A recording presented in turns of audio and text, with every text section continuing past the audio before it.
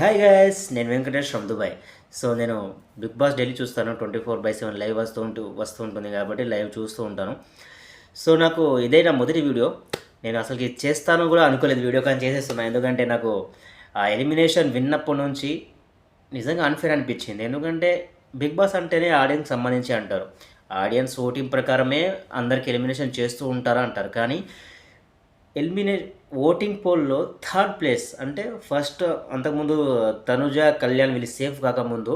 So first ప్లేస్లో Tanuja, second ప్లేస్లో Kalyan, third ప్లేస్లో సుమన్ శెట్టి, ఫోర్త్ ప్లేస్లో మన శ్రీజ ఉండేది. సో ఇలా టాప్లో వెళ్తున్న శ్రీజను ఈ వైల్డ్ కార్డ్ ఎంట్రీస్ తోటి వచ్చేసి ఏదో గేమ్ పెట్టేసి రీతుని అండ్ సంజన గారిని సేవ్ చేసి సుమన్ గారికి 4 ఓట్లు, శ్రీజకు 2 ఓట్లు వేసి అన్ఫేర్గా ఎలిమినేషన్ చేయడం ఇది ఎంత కరెక్ట్ అయితే నాకైతే అనిపించట్లేదు. నేను కూడా 2 వీక్స్ ముందు అనుకునేవాడిని, ఏంద్రబ్బా ఈ శ్రీజ ప్రతి దాంట్లో వెళ్ళిపోతుంది, ఇప్పుడు అందరితో గొడవ పడుతుంది, ఇప్పుడు అనవసరమైన విషయంలో కూడా చర్చ చేస్తుందని 2 వీక్స్ వరకు నేను చాలా అసహించుకున్నాను ఆమెని.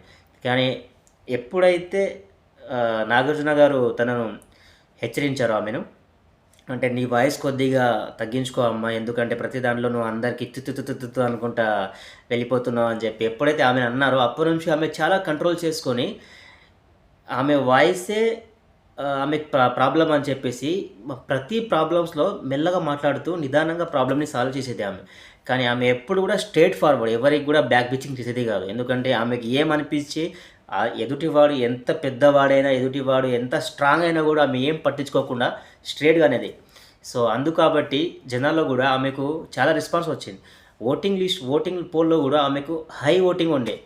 కానీ అలాంటి శ్రీజను ఈ వైల్డ్ కార్డ్ ఎంట్రీస్ తోటి ఎలిమినేషన్ చేయడం నిజంగా ఇది చాలా అంటే చాలా బిగ్ బాస్ హిస్టరీలోనే అన్ఫేర్ ఎలిమినేషన్. ఏదైనా ఛాన్స్ ఉంటే శ్రీజకు మళ్ళీ రీఎంట్రీ ఇచ్చే అవకాశం ఉంటే డెఫినెట్లీగా ఇవ్వాలి గైస్. ఎందుకంటే ఆమెకు అర్హురాలు.